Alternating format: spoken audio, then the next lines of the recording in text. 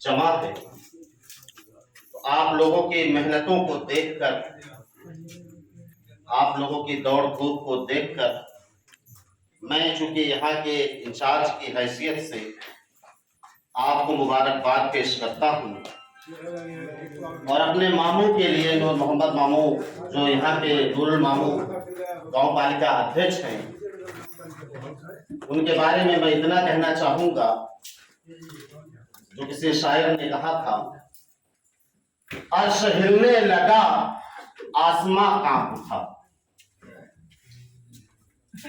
मामू तवज्जो चाहूंगा, अर्श हिलने लगा आसमां कांप उठा, कौन मैदान में आज उतारा गया, बात क्या है जो महशर में हलचल मची, नाम कातिल का शायद पुकारा गया।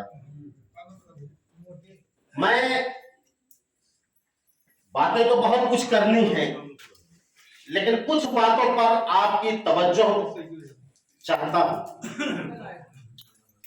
आप जानते हैं कि आज देश गरीबी के दलदल में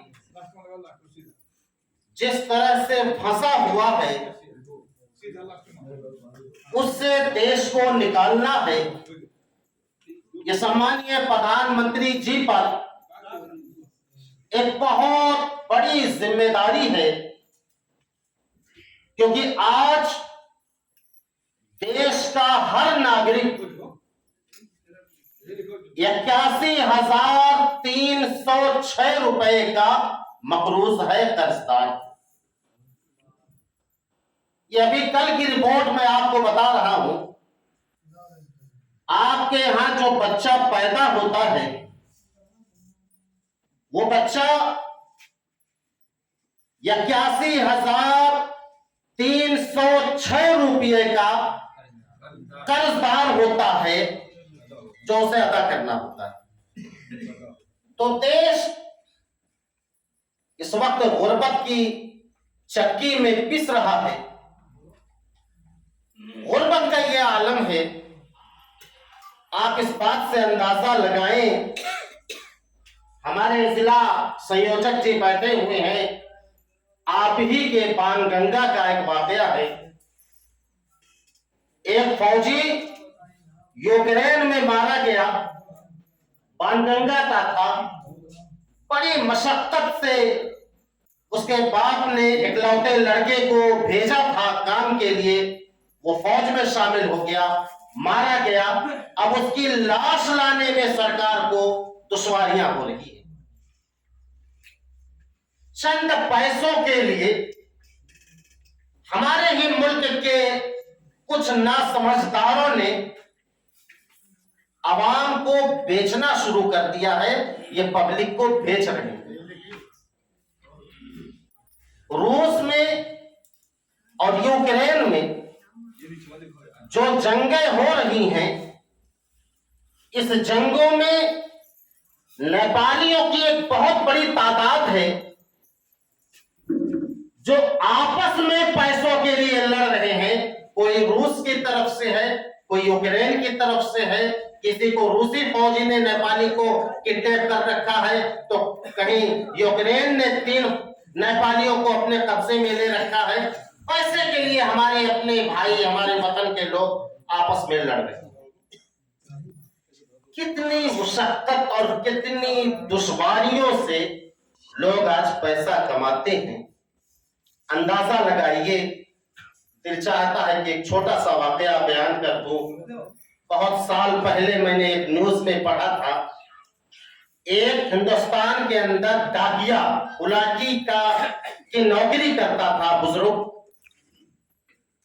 उस बुजुर्ग की 3 बेटियां थी। वो चाह रहा था कि उन बेटियों का अच्छा रिश्ता हो जाए, लेकिन जिस रिश्ते की भी वो तलाश में जाता था, सब लंबी लंबी डिमांड रखते थे। एक लड़का था, 3 लड़कियां थी, एक लड़का था। लड़के को उसने एजुकेटेड बना दिया, बहुत ज्यादा आला तालीम से आरास्ता व पैरास्ता कर दिया। वो लड़का जब तालीम हासिल करके अपने घर गया तो उसे नौकरी नहीं मिल रही थी। बाप परेशान था बच्चियों की शादी के लिए, जहां भी जाता था जहेज की वजह से एक लंबी मांग उसके सामने रख दी जाती थी।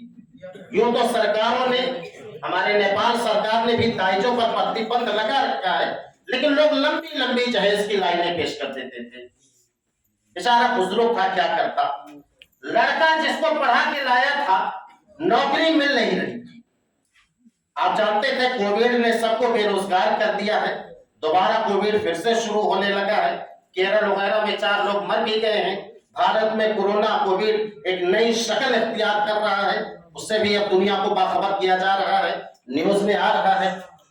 तो जब नौकरी कहीं नहीं मिला तो बेचारा मजबूर होकर उसके लड़के ने दूसरे शहर का रुख किया कि चलो दूसरे शहर में नौकरी तलाशेंगे। दूसरे शहर में गया तो वहां भी उसे नौकरी नहीं मिली।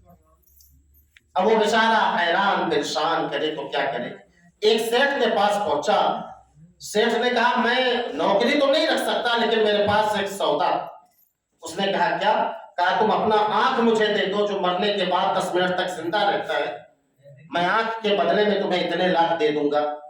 मुझे दिल दे दो जो मरने के बाद इतने देर तक जिंदा रहता है, दिल के बदले में मैं आपको इतना दे दूंगा। उसके जिस्म के आज़ा की कीमत लगाई थी और उसके बाद वक्त मुकर्ररा पर उसको हॉस्पिटलाइज किया गया, उसकी आंखों को, उसके दिल को निकाल लिया गया। लड़के ने मरते वक्त एक आखिरी खत पत्र अपने घर में भेजा, लेकिन उस वक्त तक मामला बहुत देर हो चुका था। बाप ने सोचा कि लड़के को नौकरी नहीं मिल रही है, मैं हुलाकी हूं, हुलाक में काम करता हूं, अगर मैं मर जाऊं तो ये नौकरी मेरे बच्चे को मिल जाएगी। बाप ने आत्महत्या कर लिया। बाप ने आत्महत्या कर लिया और जिन बच्चियों के लिए उसने अपना दिन रात एक किया था, वह बच्चियां बदचलन हो गई।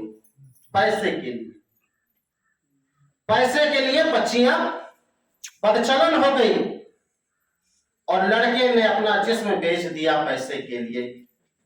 उसकी लाश घर पे आई, उधर बाप की लाश रखी हुई थी, इधर लड़के की लाश रखी हुई थी, पैसा रखा हुआ था, मां रो रही थी, बच्चियां तवायफ हो चुकी थी। अब देखिए क्या पोजीशन है नेपाल और भारत में गुर्बत का। ये एक वाकया जिसे मैंने पढ़ा था आपके सामने पेश किया हूं। कितनी मेहनत से अंदाजा लगाइए, हमारे बुजुर्ग यहाँ पर बैठे हुए हैं, हमारी माएं, हमारी बहनें, हमारी बेटियां यहाँ पर बैठी हुई हैं, कलेजे पे पत्थर रखकर अपने लड़कों को बाहर भेजते हैं। कितनी मुश्किल होता है, कितना मुश्किल। सोचिए, अंदाजा लगाइए। आप वीडियोस वगैरह फेसबुक वगैरह चलाते होंगे, देखते होंगे कि जब बच्चा जाता है बाहर कमाने के लिए, इसी त्रिभुवन एयरपोर्ट पे अध्यक्ष जी वो बच्चों की तरह रो रहा होता है, बच्चों की तरह रो रहा होता है। बाप पर क्या बीतती होगी। वो जानता है कि शायद मैं मरूं तो मेरे जनाजे में शामिल ना हो, मैं मरूं तो मुझे ये अगली ना दे सके। वो किसी शायर ने कहा था कि होगा मसीहा सामने तेरे, फिर भी तू ना बच पाएगा, तेरा अपना खून ही एक दिन तुझको आग लगाएगा, आसमान पे उड़ने वाले मिट्टी में मिल जाएगा। सोचिए, बीवियां अपने नौजवानी में जब उनके खेलने कूदने की उम्र होती है, वो बीवियां अपने सर के ताज को, अपने पति देव को, अपने शौहर को बाहर अलविदा कह देती हैं। वो कमाने के लिए चला जाता है, बीवी की जिंदगी बर्बाद हो जाती है। आज करीब करीब 20 लाख से ज्यादा नेपाली ऐसे हैं जो निसंतान हैं, औलादें नहीं हो रही हैं। औलाद नहीं हो रही है, वो बाहर कमाने के लिए गए हैं, औलाद के सुख से महरूम है, कमा कर भेजते हैं, माँ बाप ध्यान कर जाते हैं, मर जाते हैं, मिट्टी कोई देने वाला नहीं होता है, तड़पते हैं, बिलखते हैं, बिस्तर पर रोते हैं, पेशाब पाखाना करते हैं, कोई सफाई करने वाला नहीं होता है। इतनी मशक्कत से वो पैसा जब मुल्क के अंदर भेजते हैं तो हमारे ये लीडरान उसमें घोटाला करते हैं, उसमें करप्शन करते हैं, भ्रष्टाचार करते हैं। एक बार कम से कम उनके दिल को, उन मासूम की आहों को देख लेना चाहिए, उन बच्चों को देख लेना चाहिए कि जब उसका बाप कमाने के लिए बाहर जाता है। मेरी एक बेटी है, सिर्फ एक बेटी है। मैं काठमांडू जब बोर्ड के काम से जाता हूं, यकीन जानिए पहले नहीं एहसास होता था। अब मैं जब किसी काम के लिए काठमांडू जाता हूं तो मैं लरज उठता हूं, मैं कांप उठता हूं, मैं अपने साथियों से कहता हूं कि मुझे पहले नहीं एहसास होता था, लेकिन अब एक दो रोज भी उसके बगैर नहीं रह पाता हूं। एक दो रोज कितने लोग ऐसे होंगे जो साल हर साल के लिए जाते हैं, वो भी मोहब्बत करते हैं, मुझसे ज्यादा अपनी बेटी से मोहब्बत करते होंगे, अपने वालिदैन से मोहब्बत करते होंगे, अपने माता पिता से मोहब्बत करते होंगे, अपने भाई बहन से मोहब्बत करते होंगे, अपने गांव से मोहब्बत करते होंगे, अपने वतन से मोहब्बत करते होंगे, लेकिन रोजगार के लिए वो जाने पर मजबूर हो जाते हैं। तो मेरे दोस्तों, ये पार्टी ने जो 4 महीने का अभियान चलाया है, उसमें जहां बहुत सारे मकसद हैं, उन मकसद में से एक मकसद यह है कि भ्रष्टाचार को खत्म किया जाए, लोगों को उनका अधिकार मिले। आप जानते हैं 250 साल राजशाही हुकूमत नेपाल में रही, किसी गरीब, असहाय, जनजाति, दलित, मदेशी, महिला, मुस्लिम, पिछाड़िए का वर्ग, पिछाड़िए का समुदाय, सीमांकित, अल्पसंख्यक, अति सीमांकित, उनको क्या मिल गया? वो उस वक्त भी महरूम थे। प्रचंड सरकार को आए हुए अभी 1 साल भी नहीं हुआ, अभी 1 साल होने को है।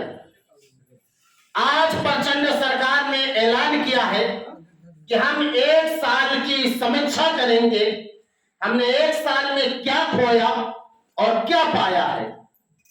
जिन मंत्रियों ने बेहतर काम नहीं किया उन्हें हटाया जाएगा, दूसरों को मौका दिया जाएगा।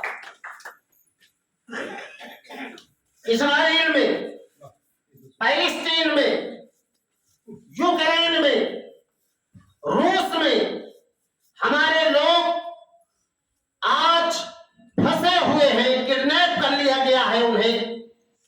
उनको छुड़ाने के लिए प्रचंड सरकार आए दिन निर्णय कर रही है, कभी विदेश मंत्री को कतर भेज रही है, कभी पत्रचारिता कर रही है, कभी लाशों को लाने का इंतजाम कर रही है। इसी तरीके से 1 साल के अंदर वो लोग, जैसा मैंने बताया कि कुछ लोगों ने रूस में भेज दिया, वहां वो फौज में शामिल हो गए, कुछ ने यूक्रेन में भेज दिया। चंद पैसों की कमीशन के चक्कर में उन्होंने ये नहीं सोचा कि एक नेपाली को हम भेज रहे हैं, उसकी घर की स्थिति क्या होगी।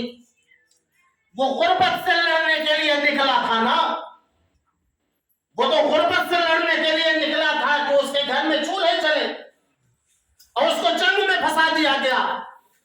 कितने नेपालियों के वीडियोस आ रहे हैं, आप रोने लगेंगे अगर तन्हाई में बैठकर सुन ले, पढ़ ले, देख ले। वो रो रहे हैं, वो नेपाल सरकार से, नेपाली जनता से अनुरोध कर रहे हैं, मुझे भी वतन वापस बुला लो, मुझे भी नेपाल वापस बुला लो। फंसे हुए प्रचंड सरकार ने ऐसे दोषियों के खिलाफ और ऐसे लोगों के खिलाफ जो गलत जगहों पर फंसाते थे, लोगों को भेजते थे, एक्शन लिया। और आज के जेल के कटघरे में खड़ा कर दिया। कितने मरीज इलाज ना पाने की वजह से मर जाया करते हैं। जैसा कि मैंने बताया कि हमारे देश कितना गरीब है।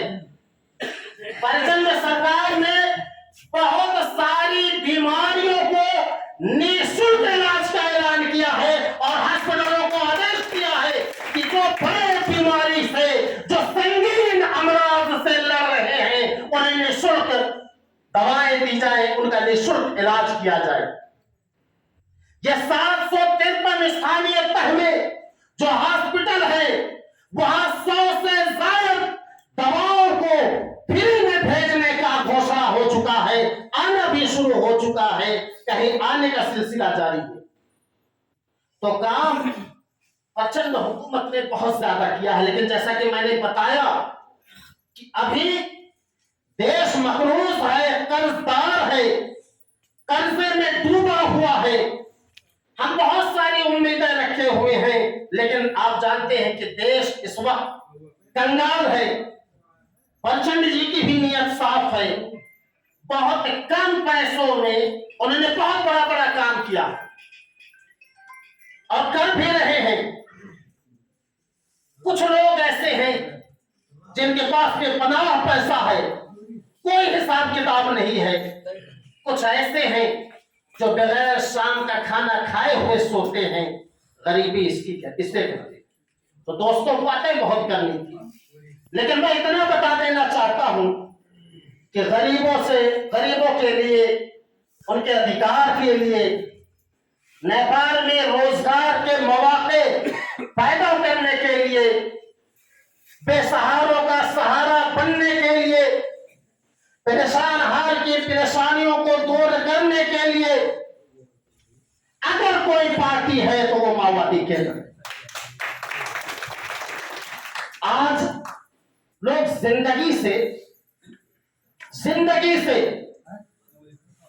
घबराने लगे। आपको मैं बताऊं, आज हर 1 घंटा 5 मिनट पे एक आदमी आत्महत्या करता है। 24 घंटे के अंदर 20 लोग आत्महत्या करते हैं। 20 लोग। नेपाल में आज हर तीसरा व्यक्ति डिप्रेशन का शिकार है, चिंता में है, फिक्र में है। हम सब की जिम्मेदारी है कि अब देश को बनाया जाए। कंपटीशन करने से नहीं होगा। जिस तरह से हिमालय ने इस हमारे 4 महीने की एक्टिविटीज को देखा, तो वो खुद भी अभियान शुरू कर दिए। प्रचंड जी के एक ऐलान ने जब माओवादियों को यकजा कर दिया और ये लोग निकल पड़े, तो हमारे आदरणीय बुजुर्ग सीनियर लीडर, बाप की उम्र के चाचा के भी वली जी भी मैदान में उतर आए और ये बुजुर्गी में भी दौड़ने लगे। तो ये वक्त कंपटीशन का नहीं है। अगर आपको लड़ना है तो आप गुर्बत से लड़ें। अगर आपको लड़ना है तो उन माओं के लिए लड़ें जो अपने जिगर के गोश्ते को आज बाहर भेजने पर मजबूर है। अगर आपको लड़ना है तो उन बच्चों के लिए लड़ें जिनके भविष्य अंधेरे में है। अगर आपको लड़ना है तो उन मरीजों के लिए लड़ें जो आज अस्पतालों में एरिया बिगड़ रहे हैं। अगर आपको लड़ना है तो उन भाइयों के लिए लड़ें जो आप अपने हत्या को आज खुदकुशी की तरफ बढ़ रहे हैं। अगर आपको लड़ना है तो उनके लिए लड़ें जो आज रूस, यूक्रेन और फलस्तीन और इस्राइल में फंसे हुए हैं और खून के आंसू हो रहे हैं। बातें बहुत करनी थी, लेकिन और भी पता है, हमारे अध्यक्ष भी हैं, इसलिए मैं ज्यादा बातें नहीं करूंगा। अगर मौका मिला तो फिर आऊंगा, कुछ बातें पेश करूंगा। अब ये कहते हुए मैं एक शेर पढ़कर अपना ये प्रोग्राम खत्म करता हूं, अपनी तकरीर खत्म करता हूं। गम और खुशी में फर्क ना महसूस हो जहां, इतना सब हो जाने के बाद हम इस नतीजे पर पहुंचे कि गम और खुशी में फर्क ना महसूस हो जहां, मैं दिल को उस मुकाम पर लाता चला गया। नमस्कार।